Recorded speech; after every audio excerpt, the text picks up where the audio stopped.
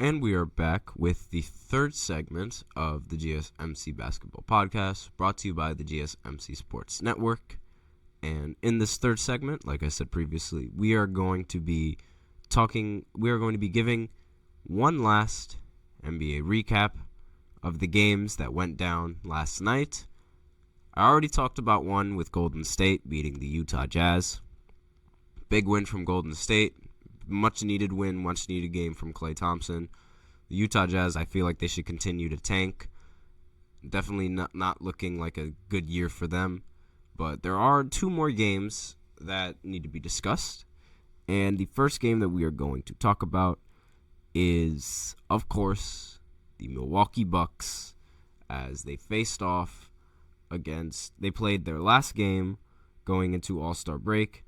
And they played against the Memphis Grizzlies. Now, you guys might remember I said in the previous podcast that he absolutely needed to win this game. This was an extremely winnable game for the Bucks. Giannis did all that he could in this game. He ended up scoring 35 points on 15 of 17 from the field. Obviously, super efficient. And he also ended the game with 12 assists. Obviously, his playmaking is extremely underrated. I will say that about Giannis Antetokounmpo. He is a great basketball player, one of the best in the league, both offense and defense. Dame only scored 24 points and shot 7 of 21 from the field, as well as 3 of 13 from 3. Obviously, this production is what gets the team in a lot of trouble in these games, and this is not the kind of production that Dame should be having in these games, and that's definitely far from the reason why the Bucks brought him on board. They did not ask for this type of production, and it's a bit concerning how quickly the Bucks season took a turn the minute they hired Doc Rivers, and the minute they changed their head coach in the middle of the season, everything just took a turn. Right now, they're 3-7 with Doc Rivers as their head coach, and the way they lost too, it's just another missed opportunity. They had a perfect inbound. The score was 113-110. The Bucks had enough time to take the ball down the court and take a three, have a good chance to tie the game. And Dame had the ball, was walking up the half court. We've seen it so many times in his career that Dame has been the one to take the final shot and tie the game and send the game into overtime when it really matters. But they needed a three in order to get into overtime. So it was definitely Dame taking the last shot. And we've seen it countless of times. So here comes Dame walking down the court. And normally there was a defender was pressing him from half court. So Brook Lopez comes in and sets a screen. So it was a terrible screen, however, and it caused Dame to run into him and therefore lose the ball. The ball is fumbled. It's a little bit of a scuffle to try and go get it, but it was then recovered by Brook, who then gives it to Damian Lillard at the half-court line. And from there, Dame had to shoot the ball from half-court. He ended up airballing, and they lose the game. The Bucks moved to 3-7 with Doc Rivers as their coach. And it's starting to look like their fans are really starting to miss Adrian Griffin, given how he was winning them games. And now, given how they've been performing without him as their coach, they're losing games. And it's like some of these players, they weren't playing better without him as the coach. It's not like they're playing better with Adrian Griffin. They were playing about the same, but it's just they were somehow able to pull out and win games. And Doc Rivers had some words to say after this game. He said, 2 guys forgot what we're running. Hold on.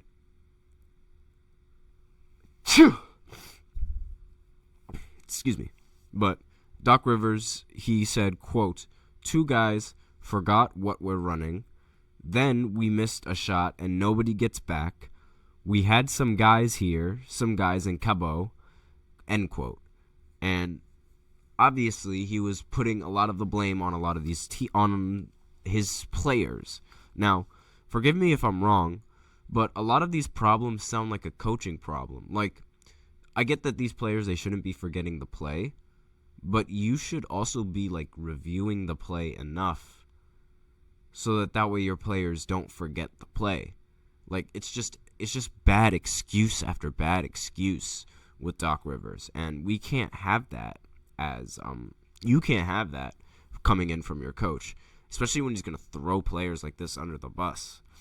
Like, I get that they shouldn't forget a play, but still, don't throw your players under the bus like that. That's just not cool. That's not it from a head coach. I don't agree with that whatsoever. And I mean, what he's doing right now, complaining about how they're playing, like, the numbers don't really support the fact that Doc Rivers is like a solution of any sort. Like, he can't really talk with the record that he's posting up with 3-7 with the Bucks. Clearly, that is his problem, because before the Bucks were winning and they were the 2nd seed. Now they are the 4th seed. So, with that in mind, it's like, why is Doc Rivers throwing his players under the bus for when it seems like he is being the main problem in this system? So, from a player's standpoint, like, to give Doc some credit, there are some players that are underperforming, and they should be playing a lot better than they should. One of them is Dame. Now, Dame has been anything but his usual self in a lot of these games. It might be the new environment. It might be the new usage rate. I don't know what it is, but he's been far from it. Far from the same player that he usually is. It's a weird story with Dame as well, because he started out extremely underrated in 2013 and 2017. Then he started to expand his three-point range. And then once he started to shoot the threes a lot more than he started to dunk, a lot of players started to look at him a lot more dangerously. And what he was doing with Portland, trying to win several games in the regular season, leading them to a bunch of high seeds, was amazing. And he was a little bit underrated because he wasn't getting much All-Star game appearances, despite averaging 26 points and 27 points and things of that nature. Then 2019 rolled around, and going into those playoffs, Damian Lillard hit what was arguably one of the best game-winning shots in the first round that I have ever seen. It was a game-winning shot that was closer to the half-court line than the three-point line. And he waved the Oklahoma City Thunder off. That gave him a lot of notoriety going into the playoffs as well as going into the rest of the season. And that range, instead of being called Curry range, it was being called Dame range right now. Because he later got blessed in 2020 when Stephen Curry got hit with an ankle injury. And with that injury, Stephen Curry was sidelined for the rest of the season. Therefore, Dame was taking a bunch of these deep threes while he was in the bubble. He won the bubble MVP, which was a little bit of a mediocre award. It's not really one that everyone takes seriously. But the deep threes that he was shooting gave him that reputation. Oh, he's a deep three-point shooter. And the offense he was providing was great. Obviously, he wasn't doing, outside of 2019, he wasn't doing that well in terms of the playoffs because his team wasn't where it needed to be. And he still wasn't able to find that much success in the playoffs, as he would either miss the playoffs or lose in the first round every single year after 2019. He left Portland averaging 32, 7, and 5 on 46, 37, 91 shooting splits. Without a doubt, one of Portland's best players for the franchise. So, getting Dame in free agency, it only made sense for the Bucks to try and pursue Dame after Dame was getting tired of being in Portland.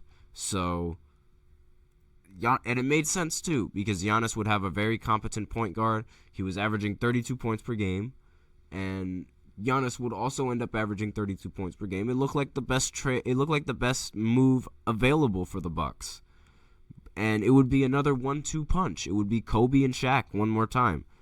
But Dame's been playing like Kobe, but it's sort of been the inefficient Kobe rather than the good Kobe. He's been very underwhelming with the Bucks recently. And it's not something that you want coming from Dame, because he's had some good games with Giannis. In one game, he would combine for 52 points, and in another game, they also combined for 64 points. But in a lot of games, Dame has been very, very inconsistent. And it honestly defeats the entire purpose of bringing him there, because with Drew Holiday, when that was their previous point guard that they won a championship with, while he was inefficient on the offensive side, he at least was able to provide on the defensive end. So he was able to make up for his lack of offense if he did have a bad game on the offensive end. So Drew would put up some of these shooting splits, but he would make up for it on the defense. So I say this all the time with Dame. Like, you notice this on my podcast. I say this every single time. He's a terrible defender. It's one of the many reasons why Portland hasn't gone far in the playoffs outside of 2019. And he gets a lot more inefficient. He gets a lot more inefficient after the first round. And him being less of himself in the first round is a trend that constantly happens. So while he's not bringing much on the offensive side of the table, he's not bringing anything on the defensive side of the table either. And it happens now on the regular season. Now that he's on a team that is pretty good on the defensive side, he has no excuses in not going all the way. He has to. Giannis does all that he can in a lot of these games, but it's not like you can just give Giannis the ball. I mean, you can just give Giannis the ball, but that would defeat the purpose of having Dame on the roster, because you have Dame on the roster to alleviate Giannis of some of the pressure on the offensive side. That's sort of why you brought him here. So now that the Bucks this season are ranked 7th on the defensive rating, I just recently checked, there's really no excuse for Dame having these really bad offensive outings. And you might notice, like I said, okay, they're 7th in the defensive ratings, but I always say that their defense is bad. So I'll explain why. So these games with the defensive ratings, they were taken as a whole. So they were also taken with Adrian Griffin as their head coach. And there are certain parts of the Bucks defense that are elite, while other parts that are not so elite. Now, Giannis and Brook, they're very competent defenders in the paint, as we all know. But that's where their value is, essentially. Giannis can defend outside the perimeter as well, but the paint is definitely their specialty. It's the pick and roll defense that is very concerning. Now, going by the numbers, they allow the 6th most points per possession in a pick and roll. They also allow the most shot attempts in the pick and roll, showing that teams know how bad their defense in the pick and roll actually is and how they try to exploit it. They also rank 5th in score frequency, so other teams have about a 43% chance of scoring in the pick and roll against them. And these numbers are not ideal coming from a very good defensive team. So the reason why this happens is because a lot of the times, I say this all the time, Giannis and Brook Lopez, when the screen comes, they don't switch. They do not play high on the screen. That results in a lot of open threes. And because of that, the amount of open threes that they give up allows a lot of these shooters to get into a rhythm, and that rhythm gets into them scoring, and that eventually allows the team to build a huge lead, one that the Bucks can't overcome, especially when Dame isn't performing. And everyone has the ability to shoot threes off the dribble now, so you have to have a good pick and roll defense, and they just don't really have it now. And we have just enough time for to talk about the last game. The T-Wolves once again beat the Blazers in a blowout, 128-91. They've won their last 4 games in blowouts. They beat the Bucks and the Clippers in a blowout, and they beat Portland twice. This team scored 44 points in the first quarter, and that was basically the only thing that they needed, because Portland Trail Blazers scored only 14 points in the first quarter. Ant ended the game with 34 points. Cat ended with 23. Jaden McDaniels ended with 17. And Gobert had 11 and 12.